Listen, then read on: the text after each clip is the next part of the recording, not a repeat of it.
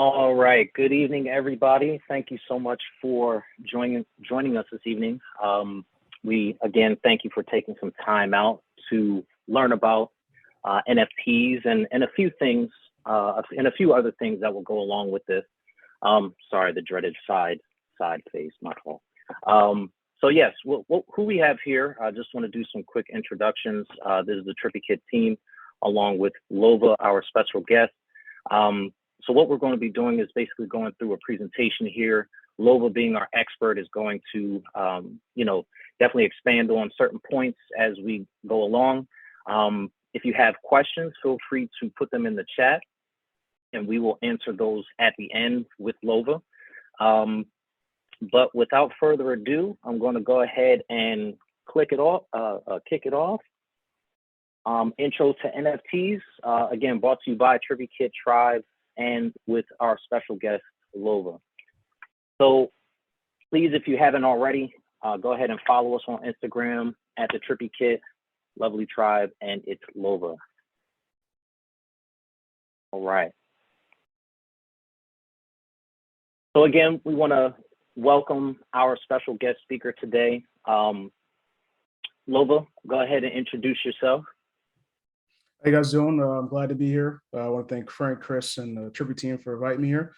So yeah, I'm a full-time NFT and crypto trader. I've been doing it for at least, I think, 6 to 8 months now. I started last year. Before that, I worked in IT for about 6 years, based out of Philadelphia, and finally got to a point where I could do this full-time and make more than I did before. So now my goal is to expand on that and then share it with people who look like me so they can make money and learn in this space as it's growing and evolving. Wonderful. And Chris? Yes, and my name is Christopher Smith.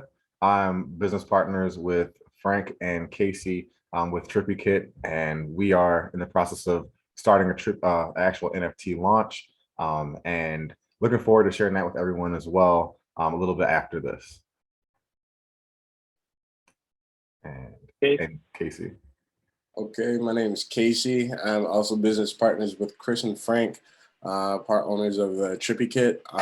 Like Chris said, planning on starting an NFT launch later this year, and kind of looking forward to everybody kind of learning from this event today. So, all right. So thank you for everybody introducing themselves. And again, thank you as we move forward in the presentation. After today, you will understand cryptocurrency, how it's used, how to buy it, and where to store it. Also, what the blockchain is and how it is relevant to crypto and NFTs. NFTs, what they are, where they can be purchased and sold, gas fees, and how much money or how you can make money using NFTs. And also cryptocurrency and its important role in our future economics. And actually, before we jump in, I do want to introduce one more person of our team, Tribe, who is actually co-hosting this event with us. So Leela, please introduce yourself. Hi, everyone. My name is Leela Givens. I'm the founder of Lovely Productions and Tribe. And I'm really excited about this event because Tribe is all about creative entrepreneurs. And there's so many opportunities for creatives with NFTs. So I hope you guys are excited about everything Lova has to say. Perfect. Thank you, Levi. All right. So let's go ahead and start off with cryptocurrency. Really, one of the main things is, what is cryptocurrency? And there's a very long and detailed explanation. Crypto is a digital currency designed to work as a medium of exchange through a computer network in which transactions are verified, records maintained by decentralized systems, cryptography. Oh, hold on one second. Sorry. Of course, that wants to pop up. 1 second. There we go. Cryptography, rather than by a centralized authority such as a government bank or something like that. For this presentation, we're going to keep it really simple, okay? It's digital currency and not physical currency. So as opposed to you using your physical dollar, this is going to be a digital dollar. This isn't going to be an actual tangible coin, okay? One of the things that I wanted to start off with was just a really basic question.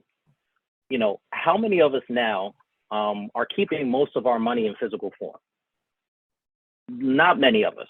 Okay, a lot of us are actually phasing physical money out as it is already.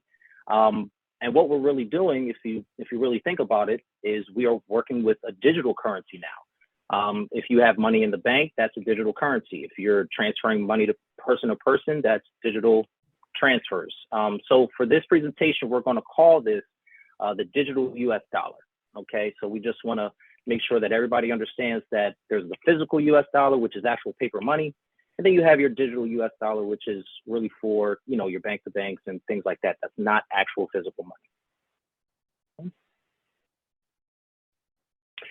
So concept number one, with exchanging or buying Bitcoins or any type of cryptocurrency, when you go to a different country, you may need to exchange your US dollar into their currency, peso, yen, euro, etc., to make certain purchases. The same concept when you play a video game. In NBA 2K, mobile games, Candy Crush, you can exchange your digital currency into their currency. So I play 2K. They have a currency called virtual currency, VC. I pay my $49.99 and get my 100,000 VC coins and I spend it on the game. So it's the same concept. Same with Candy Crush. They use gold so you can unlock certain things, have certain upgrades and attributes for the game. So it's really important to understand that you're already doing these things in mobile gaming and things like that already. Okay. So this is the same concept when you want to purchase something that only accepts cryptocurrency. You have to exchange your US digital dollar from your bank account, debit card, credit card into cryptocurrency. Okay. Now, how to buy. And Lova's going to jump into this probably at the end of this slide just to give some more knowledge on how to do this. But first thing, you need to connect your bank account to a crypto exchange service like Coinbase, Robinhood, eToro, Kraken, or Binance. Once you do that, these services will then provide you with a wallet. Okay. And then these platforms will allow you to exchange your digital US dollar into different cryptocurrencies like Bitcoin, Litecoin, Loopring, Dogecoin, Ripple, Ethereum, and any other coins that are out there. Okay, so Lova, when it comes to the exchange versus a wallet, could you expand on that concept? Sure. So the exchange is where you go generally. That's where you'll link your bank account, your debit cards, just to buy cryptocurrency. And then you'll use that to trade. Where a wallet is where you will then store your cryptocurrency that you bought off an exchange, right? So there are two different services and systems, but they work in tandem, right? So think of it almost as if you wanted to buy something online. Say you wanted to buy a pair of shoes from, let's say, ASOS.com. You could buy directly from ASOS, or you could use your Apple Pay wallet, right? Or your Android wallet. That would connect to the website to buy what you need. Think of it, that's almost similar to how it is with Coinbase and say a wallet.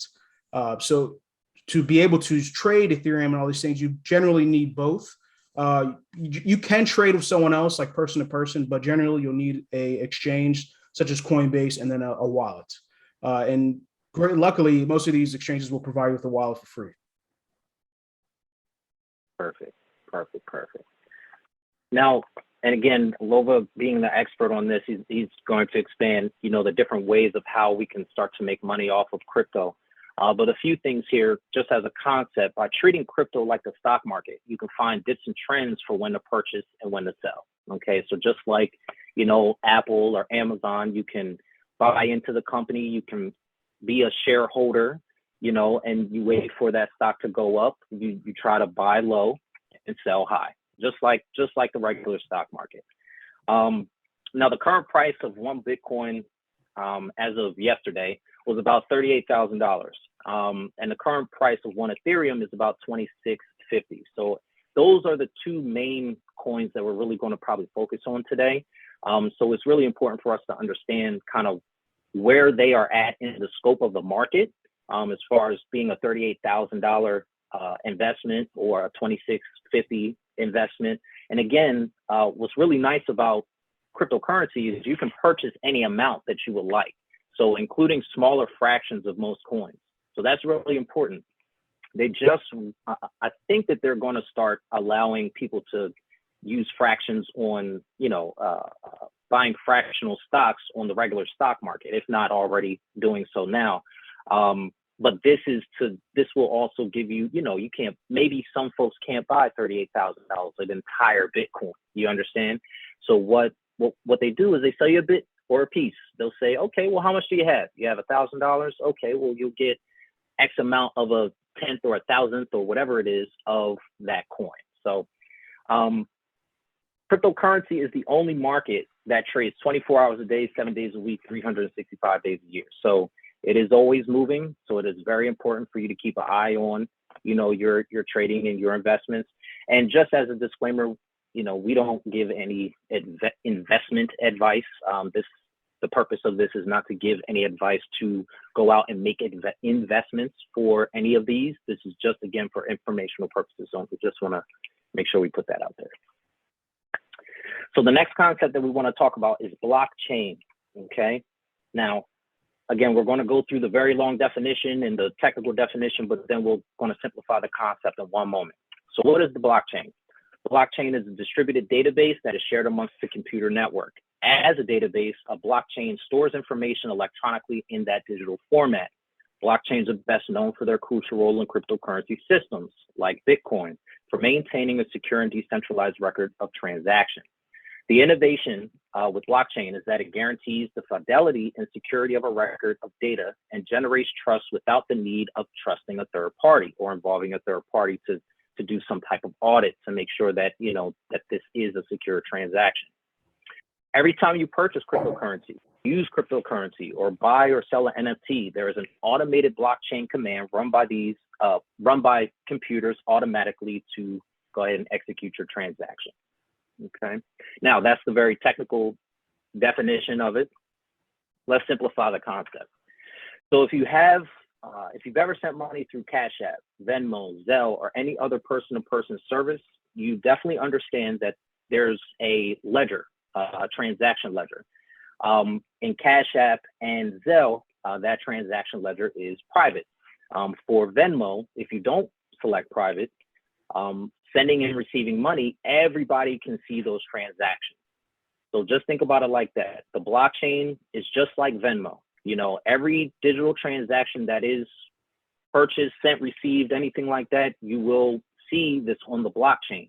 And this helps, this helps to make sure that if anybody was to go back and say, oh, you don't own something or anything of that nature, you can always go to the blockchain and see exactly who the last owner was, or how much something was that somebody purchased it for. There's no hiding.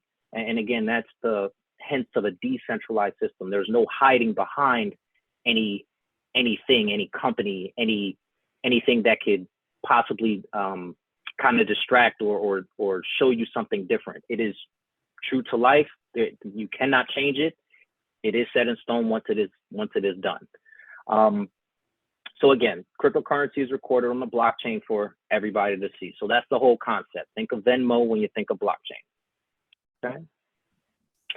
Now, as we get into NFTs, I'm going to actually go ahead and pass my control over to Christopher Smith, who is going to go ahead and take it from here, and he will go ahead and finish up NFTs. Definitely. All right, 1 second. All right, here we go. So I know this is the part, everyone's kind of eager for. Let's get into NFTs. Okay. So before we delve deeply into it, let's get the terms to know. There's a lot of things about NFTs that are similar to actual organizations and businesses that are out there now. First, an NFT, as we all talk about, is a non-fungible token, meaning that it is a token. And actually, Lova, can you explain more so what the fungible side, non-fungible part of this is, which differentiates from a regular token? So it's a token that's non-fungible, meaning it is on the blockchain and can no longer be changed or edited after it's made. So that's the beauty of it. Once it's created, traded, sold, or whatever, it is finite. So no one can hack it, copy it, scam it, or anything like that. It's a singular token that you may own or trade or someone else may own. Right. And this is what makes the art you can't do anything with the art. You can't edit it, nothing can be done with it. It's in the blockchain, it's stored, and it's secured. Our next definition, collector, someone who purchases an NFT, also known as a shareholder. So if you purchase a share in a company, you're a shareholder. Same thing as for buying an NFT, you become a collector. Creators, these are artists of the project, also known as founders. This can be anywhere from a musician, an artist, if you paint, whatever you do, any type of art that you make, you're the creator of it. Projects, this would be considered a collection of art, or companies. For instance, a project is the Bored Ape Yacht Club project. This is a collection of NFTs, so we call this a project. Utilities, these are perks, or what we know as products. A perk or utility is something that comes with the NFT. For instance, with Bored Ape Yachts Club, you are invited to a club, a members only club, consisting of celebrities, millionaires, and a lot of different individuals. So this is one of the perks of getting one of these NFTs, also known as a utility. Then minting is creating a new block and recording the information in the blockchain. This could kind of be seen as copywriting or making sure that what you created is yours and no one else can take it. And then rarity. This is the uniqueness of an NFT. There's certain attributes of each NFT that makes it unique from others. And there's rarities to those. The more rare an NFT is, the more it'll sell for on the open market. So when you see like, the NFT selling for $10,000, $100,000, that's because of the rarity of it, because of who might have had it, because of the perks that are associated with it, and because of who the project is associated with. So there's a lot of different things that can contribute to the rarity of an NFT. And we're going to get more into that in the next slide. So what is an NFT? A non-fungible token, which essentially means it is a digital asset like digital art and music in most cases. NFT projects can be set up in different ways. So here's an example. You have a one of one, which is a rare NFT, or you have variation projects.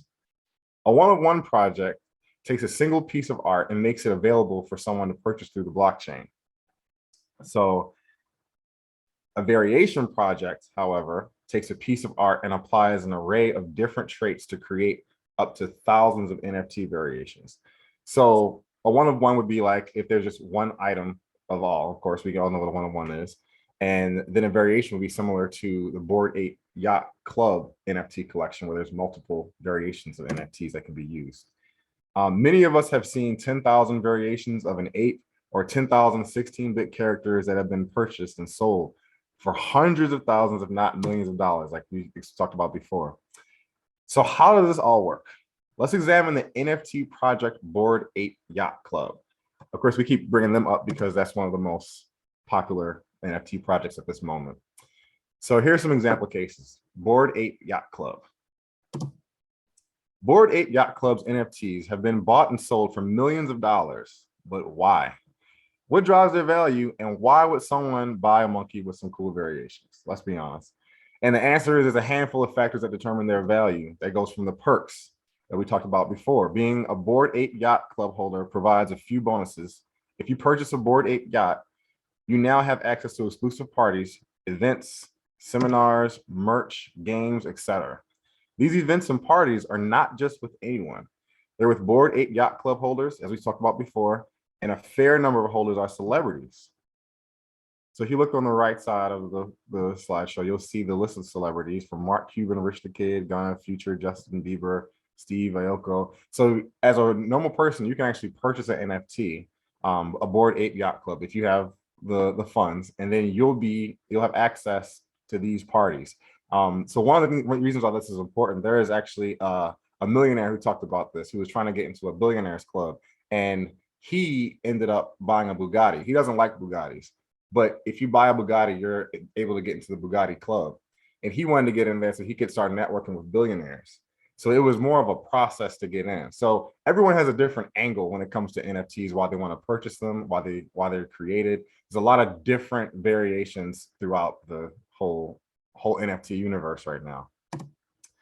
So as a regular person, as we said, if you buy the ape, like we said, you can be in a party with DJ Khaled, Eminem, all these different people. That value drives the price of the NFT, which can be for thousands or millions of dollars. Buying a Bored Ape Yacht is now being used as a status symbol or a social status, kind of like having a Rolex or having a Lamborghini. It's like it's seen on that level, and now they have different. I'm not sure if you all have seen them. There's different chains that actually will like display your NFT on like your jewelry. And you know they have different. Samsung is working on monitors that will display NFTs, all kind of things like that. So it's growing like crazy. And Chris, if I could just add, I just want to. Sure. Bored Apes weren't always expensive. Bored Apes came out a year ago and they were 0.08 Ethereum, which at the time I think was like $160. Now they're trading for 90 Ethereum, which is close to 250 grand. So just within the span of a year, you're making 250 plus $1,000 in profit. So there are many people who own Bored Ape Yacht Clubs who were just like us, right? They weren't millionaires when they bought them first, but they bought them when they first came out. They waited for them to accrue value. And now they're amongst people like, you know, Shaq and Mark Cuban and Rich the Kid and so on and so forth. And that's an important thing because it's giving people access. Normal people have access to be able to get into these places, but also, like you said, normal people have access to be able to initially make the purchase. Right. And it's just crazy how fast it's growing. It's ridiculous. It's ridiculous. Okay. Okay, so not just about the art. It's not solely about the art, but what comes with the art. Additional examples of this. Soon the Mercedes-Benz will sell different levels of NFTs to give owners access to drive multiple cars per month. If you have a C-level NFT, you can drive a C-level Mercedes-Benz vehicle, and vice versa, same with all the other classes of vehicles as you go up as different tiers. Additional factors that drive value.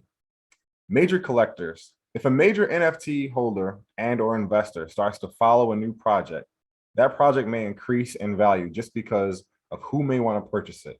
I'm sure you guys have seen on IG, Snoop Dogg bought this ape, or Offset bought this, or some celebrity bought something. That definitely will increase the value automatically of everything. And what's crazy about it is that it's very random. You don't know who's going to join, and a lot of times you don't know who actually made the purchase because you don't have to give your actual information out when you make an NFT purchase. The actual who you are exactly.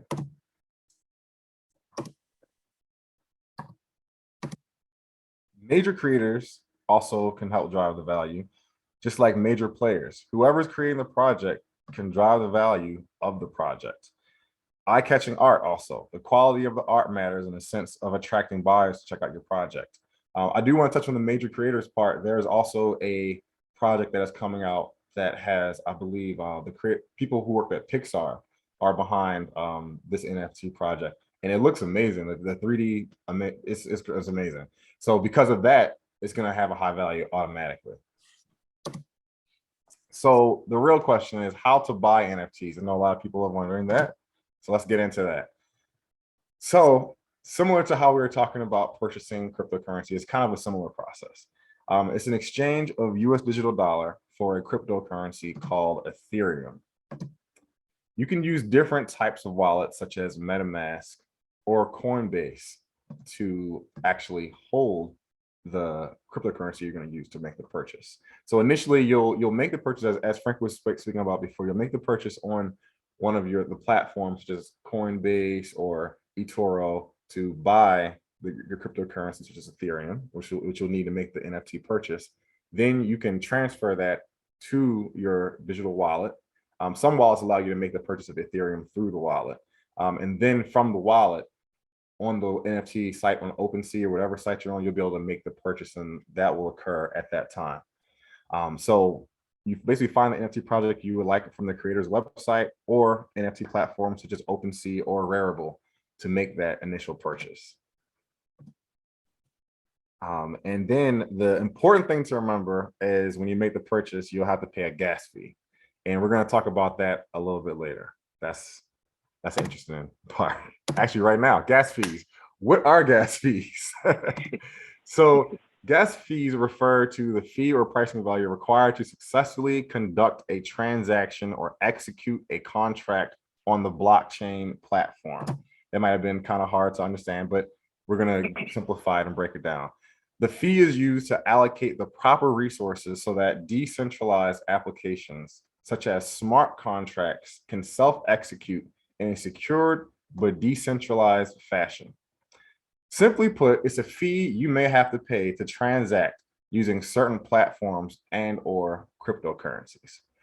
So for every purchase you make, whether you're buying or selling an NFT, you're going to have to make a gas. There's going to be a gas fee associated with that. So those fees can range. Right now, they are kind of high on OpenSea, and they are trying to. There's a lot of new platforms coming out that have getting lower gas fees. So hopefully, we'll see that reduce so that more people can buy and sell NFTs in the near future. And if I can, I'd like to give a real world example of gas fees just so people can understand really. So let's say you're in New York City, it's raining, and you need to get from point A to point B. So you hire a cab. That cab, you pay them $10. So they get you to where you need to be for $10. Now, since it's raining, there's someone else behind you who's willing to take that cab ride as well. So they'll offer $15, $5 on top of that ride. So naturally, the cab driver is going to pick the guy behind you. Now, imagine there's 10 people in line, and each person is willing to pay more and more and more. That's gas fees. The more someone's trying to do something on the network at one time, you're going to pay a higher gas fee. So because it's raining, so many people want to catch that cab at that time, they're willing to pay more. So original $10 ride will turn into 50. So if someone's trying to buy an NFT and there's 50 people trying to buy it at once, you'll see that gas fees will keep climbing because someone's willing to pay more than the person in front of them. That's a beautiful example. Because yeah. So that makes a lot of sense. And yeah, we see that happen a lot, especially with, as this is becoming more popular and OpenSea is becoming more popular, more people are on the platform trying to make purchases. So hopefully we'll see those come down. Now, NFT project examples. We have the Bored Ape Yacht Club that we spoke about. CryptoPunks is another very popular NFT project. CyberKongs. Then we have Trippy EX. That's our NFT project that we'll be launching later this year. Tory Lanez. I apologize. One second. Tory Lanez and Coldplay Pixtape. So these last two NFT projects were music projects where the item was sold and they were able to create royalties off of these sales. So how to make money with NFTs. Let's get to the nitty gritty of it because everyone's wondering that. So residual income and royalties, as we were talking about before, with artists, creators, producers, you no longer need to depend on a middleman or third party to collect your royalties. So for all the artists out there, I know a lot of you, you put your music on Spotify, iTunes. I've done the same thing. And that middleman is taking so much of our profits. We get what 0.004 or 0.004 cents per stream when we can actually put our own music on a platform and receive all of the income ourselves. I think this is going to be a big game changer in the music industry. It's going to create a new tier in music, and it's going to allow people to actually get their due or just deserved income and revenue for their music and their creation.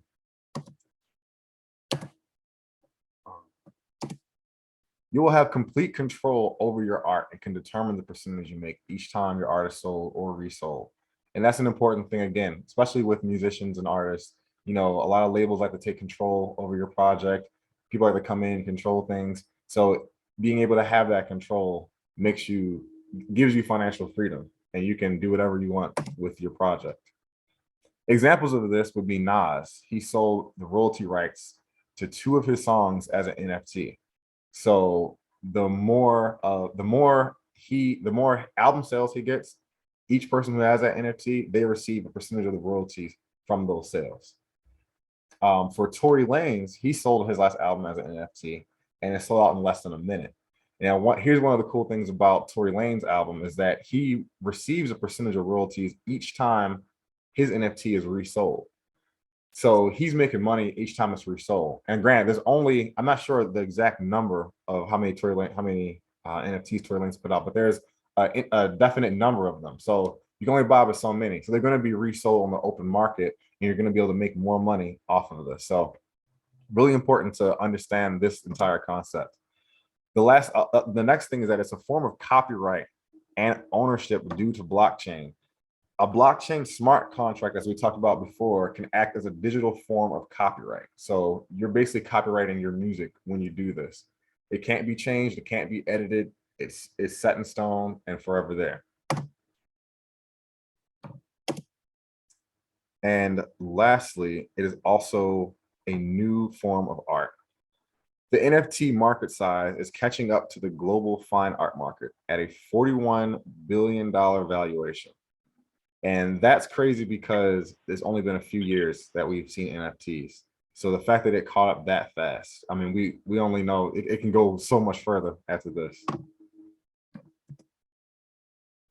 Okay, so our next point is cryptocurrency and the future of economics. Why crypto is important for future economics.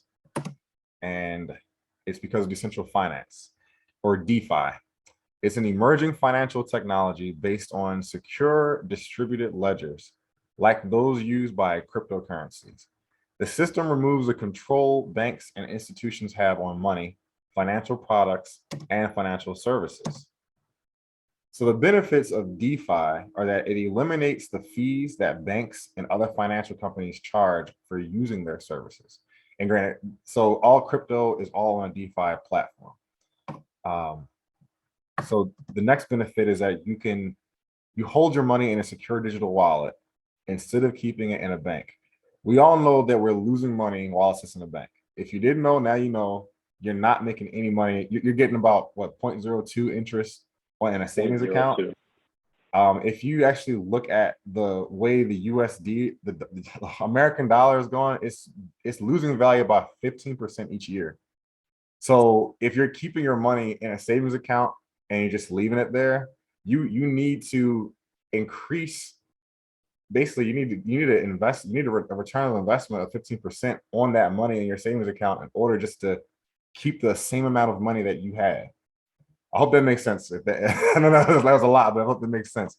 So it's important to learn about this so that we can learn that we don't have to leave our money in the bank. We've been taught that we need to leave our money in the bank, especially for us as Black people. We've been taught either don't trust the bank, which is, you're already on the right path, or to put all your money in the bank and leave it there.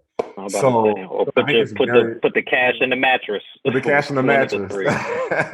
So now we have an opportunity to put it in a digital wallet where it's ours. No one can be like, oh, get paid. Let me charge you this fee. Let me charge you this overdraft fee. None of that's happening. It changes everything.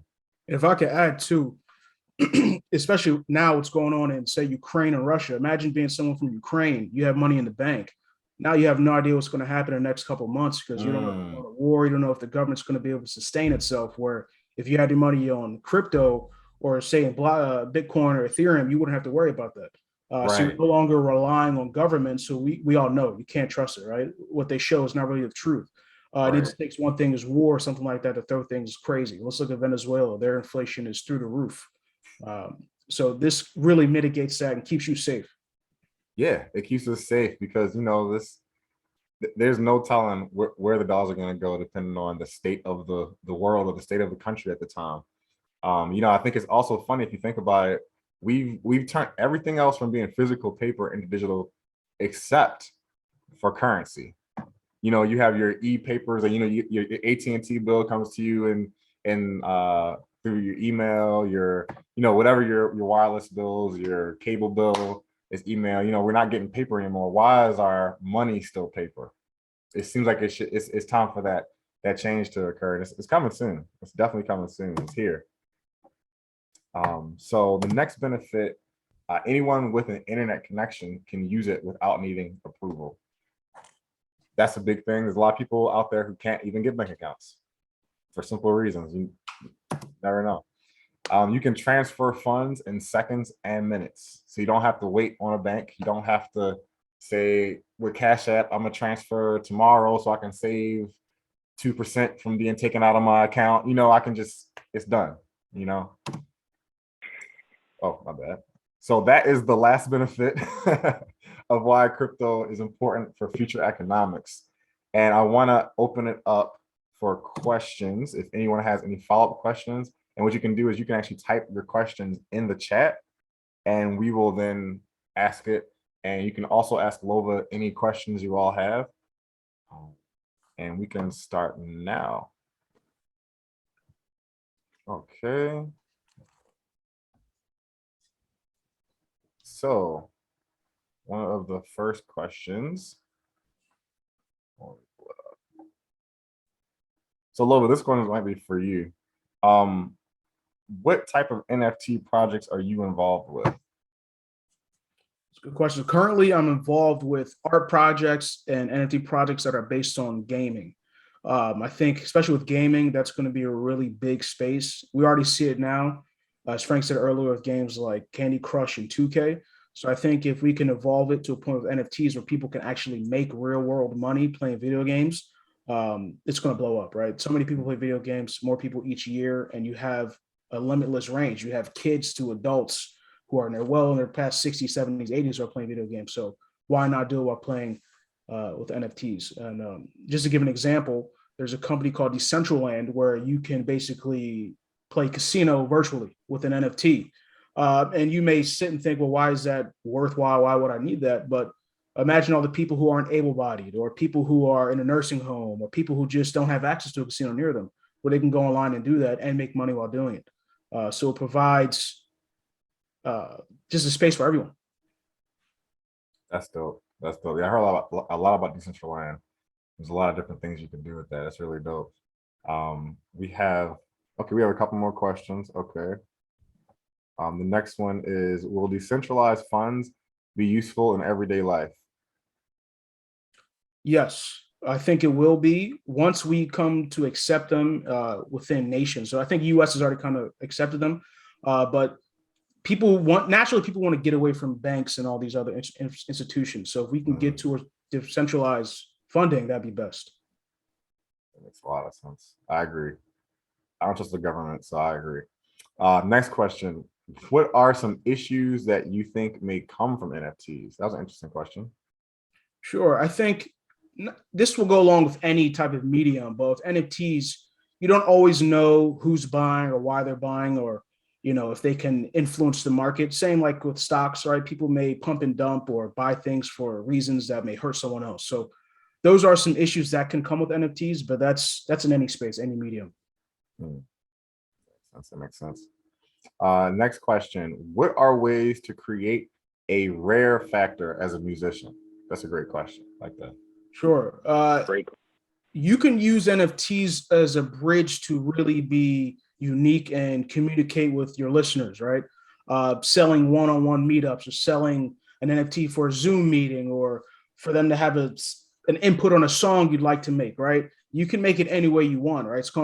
It's almost as an open slate, but it just allows you to be real granular and be open with your listeners and consumers. It's no longer making a song in a studio and just posting on Spotify and listening and watching Twitter to see what they say, right? You can really interact with people who buy and use your product. That was a great question, man. A lot of people are going to need Great that. question. Okay, I have some more questions. Any tips for marketing your NFT? In my opinion, now what works best with marketing is community and making sure people feel that they're buying into a brand, a motto, what you're about. So it makes them feel personal. They have to feel a personal conviction for the project. Otherwise, it's going to be like any other project, right? There are hundreds that come out every day. And for me, the ones that I see really work well and that are popular are ones that people really feel attached to. People, they want to show it off, right? That's what will make a project work, in my opinion. Cool. Oh, real quick, before you jump to the next question, go ahead. In that same breath, could you explain why Discord is so important? Yes, Discord is very important. Discord is the main software that people use to communicate with one another, right? So, for instance, this call, say I want to have us all communicate further down the line, just us as a group. I can make a Discord and send you guys an invite where we just communicate with one another all day. We can talk, we can send music, we can send pictures, and it's just consolidated into one app. And you could have multiple groups like that. So you can have groups of people from your college graduation party, high school graduation, your wedding, anything. Everyone's just consolidated into one app and they can all communicate with one another. That's dope. That's dope. Okay, I have a okay, one this is coming from a lawyer. Can you explain how the blockchain tech provides protection similar to copyright and maybe other IP rights?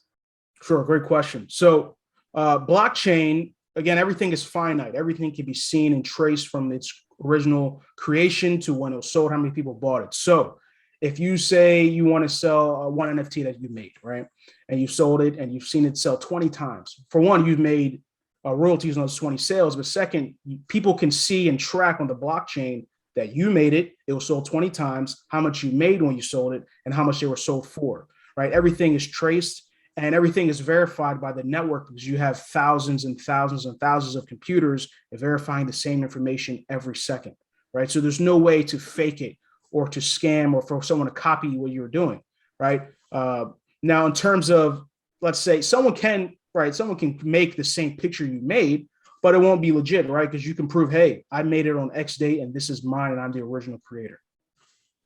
So question. So technically I could, so say I created it, put it on blockchain, somebody used it and then I saw they're infringing what I have. Can I take them to court and I can basically show them the ledger and Etherscan to prove that this is mine. That would be admissible to use, right? Yeah, and even before you get to court, you can just go to websites that are marketplace. For instance, OpenSea, right? It happens all the time. Someone will make a fake collection that, kind of just a copy another collection. All you have to do is contact OpenSea. Hey, someone's copying me. Here's my original creation, and they'll take it down. Simple as that, right? That's nice. And it makes it real easy because it's not too much work on your end. Everything's there. Everything's public. Right. That's so smart. So smart. Okay, I have another one. This is an interesting one too. I think a big piece for growth in the crypto NFT space is insurance and security. Have you guys seen any new projects relating to that? Insurance and security in relation to phishing and scams? Yes. Have you guys seen? Okay.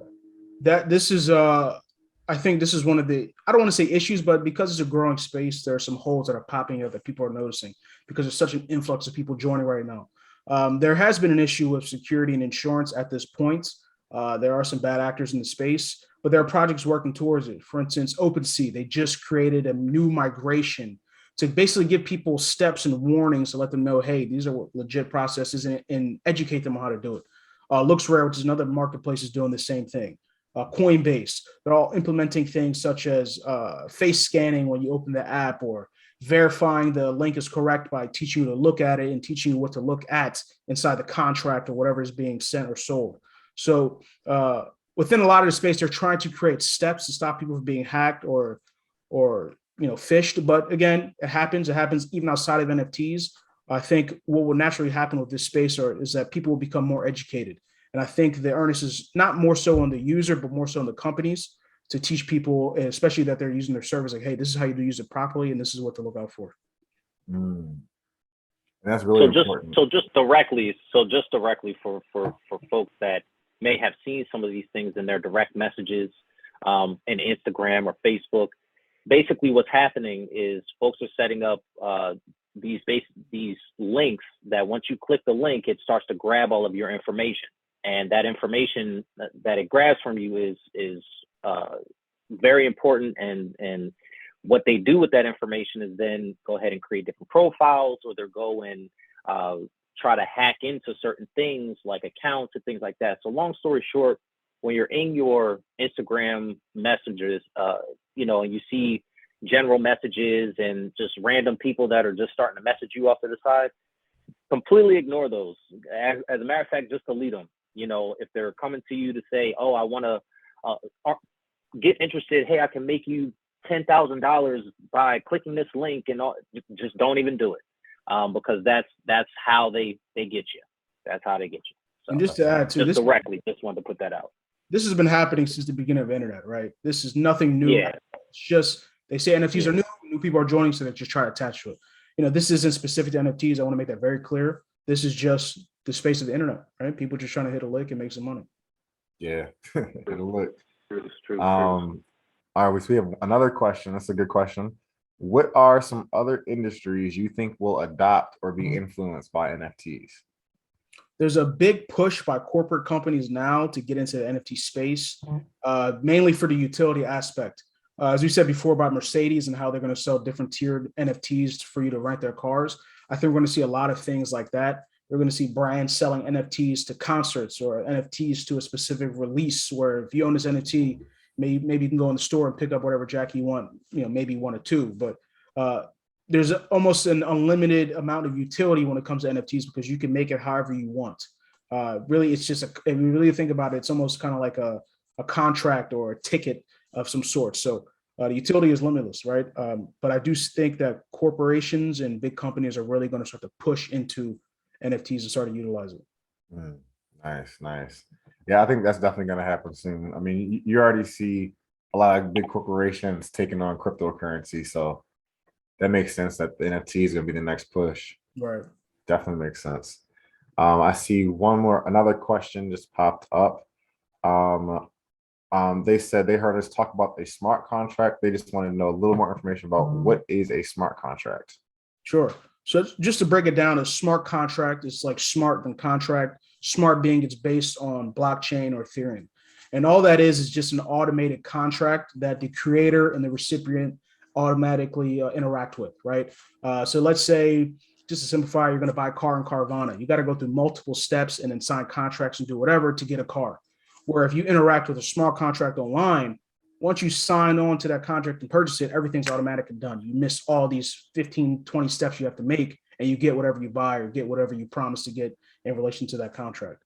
So really, it's just a contract, no different than what you'd sign a piece of paper on, but just automated and online on the blockchain. Okay. Thank you. Okay. And I think we might have one more question. Okay. Someone asked a question. What about taxes?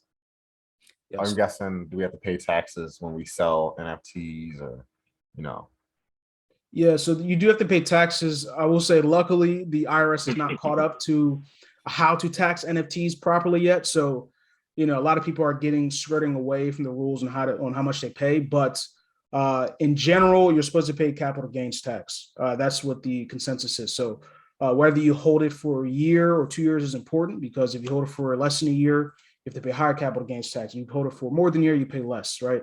No different than art. But there are some arguments that, like art, some art pieces are not taxed, right? Because it's seen as a collectible and seen as an asset. And NFTs are starting to be seen as that.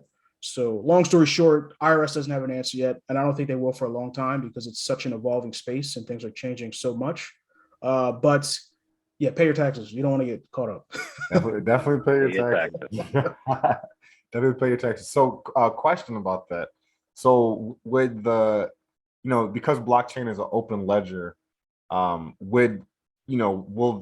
guessing that's accessible by the government. Do you think at some point they'll look at everything and try to get back taxes on things that people didn't pay? Do you think they're just going to start? Do you think it's going to be retroactive? Or do you think it's going to start whenever they figure it out? I know that's a big question, but I think if you're a big enough fish and you've been not paying for a long time, yeah, they will. I think they have up to 5 years for retroactive taxes. But the hard part is being able to pinpoint that you own that specific wallet or account, because everything's anonymous.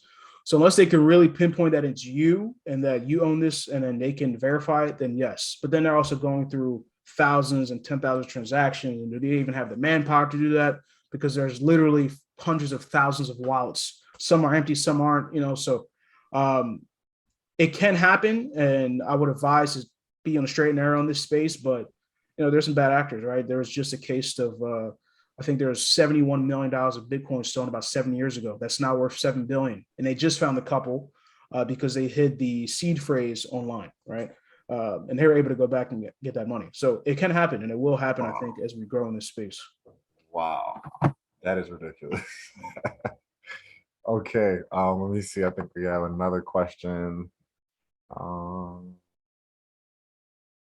Okay, what interests you the most about NFTs, and what do you see the future of it being combined with the metaverse?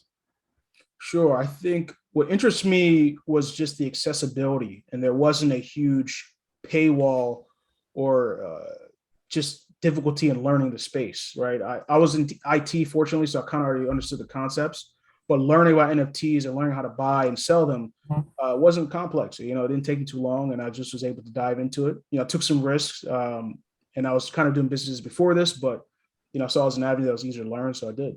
And in terms of the metaverse, I do see these doing well, right? Like I said before, Decentraland is an NFT that is based as a metaverse. You can walk around the metaverse and play casinos, do things as such. And NFTs are an entryway to do that.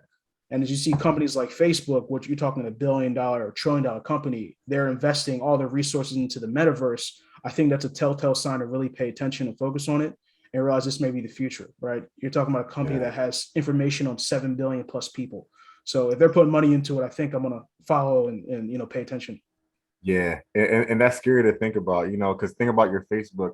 You can log into almost any app with Facebook. If you have your Facebook account joint, you can log into anything. So just think about when the metaverse is like completely active. You can just go into any portal to go to any app you want through. It's gonna be crazy. It's gonna be crazy. But yeah. All right. So do we have any more questions? Anyone else interested before we close out the question chat? I think I'll give it probably another minute or two. Well, yeah, as we're doing that, as we're starting to wrap up, let's go ahead and let's give them a preview of what we're actually talking about as far as Trippy EX and what to expect from our project a little bit in the future. So again, our project is Trippy EX. We will be releasing 3,333 characters that will be in the spring, summer of this year. The utility that's coming with these characters when you purchase them is a discount code to get a free Trippy kit. Also, to gain access to a specific or a exclusive merch shop. And we will use certain funds to then create an animated series that only members will have exclusive access to see. And then from there, we will also create a VR experience for the Trippy. So it's going to be called the Trippy experience, the Trippy VR experience. And you can go ahead and check us out on thetrippykit.com /roadmap, or just go to thetrippykit.com. Yeah, go ahead and scroll down for them there, my friend, so that they can see exactly what we're talking about here. So this is the main page. Our mint date is to be determined. As you know, we are still learning the space, so we are preparing ourselves to align ourselves the best way that we possibly can to take full advantage of the opportunity. But as he continues to scroll down here, you will see our roadmap. And that roadmap gives you from A to Z exactly what we're going to be doing with the NFTs, with the Trippy EX NFT. So there's about, I think it's 18 or 19 steps for this entire project. So please feel free to join us on Discord, follow us on Instagram.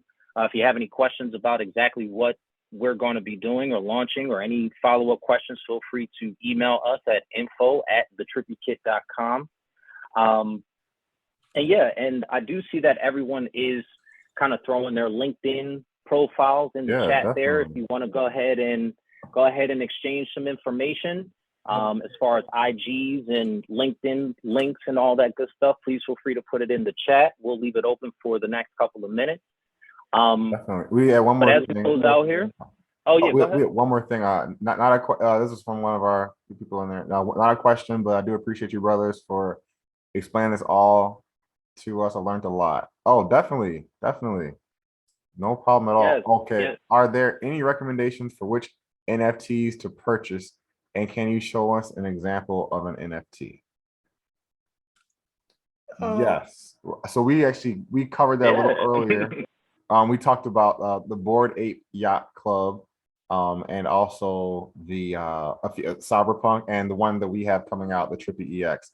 But I can actually, this video will be made public later on, and I can also send you descriptions personally. I'll send those to you And last thing. Okay, everyone's sending their stuff in. Great. Oh, how do we join the Discord? Great. You can join the Discord if you go to our Instagram page, the Trippy Kit, and I'll put that in here. Just go to our Instagram page, and then you'll be able to click the link in the bio, and you'll be able to join our Discord from there. Now, if you guys enjoyed, obviously, what you've learned today, or you've learned something today, please, let folks know. We'll probably be doing another one of these in the near future. We might do a few different topics. Again, this was our first run of it to try to educate as well as, provide something new to the market. So again, if you enjoyed or if you felt like you learned something new, please feel free to spread the word. Let folks know, hey, we did a pretty decent job, so that we can go ahead and educate more people. So definitely, please spread the word. Definitely. And I also, last thing, just want to add, how important this is for all of us, especially during Black History Month, for us to equip ourselves with this information, because we're ahead of the game. A lot of people don't know about this. This isn't going to become a commercial thing. I don't see it coming commercial until like the next 3 to 5 years. I think that we have a nice head start, and we need to invest in ourselves, invest in Black businesses, and keep this thing moving. So definitely. So thank you all for joining as well. I really appreciate it. Yes. So thank you everybody for joining. Again, this recording will be made available to you. We will probably send you the link once it becomes available within the next 24 to 48 hours. I just want to thank again the team. Lola, thank you for being a wonderful guest of ours today, Yes, explaining you, so many wonderful concepts and things so that we can all really understand what's going on. To the Trippy Kit team, appreciate everything that you guys do. Let's continue to educate. And Tribe, thank you for helping to put this on.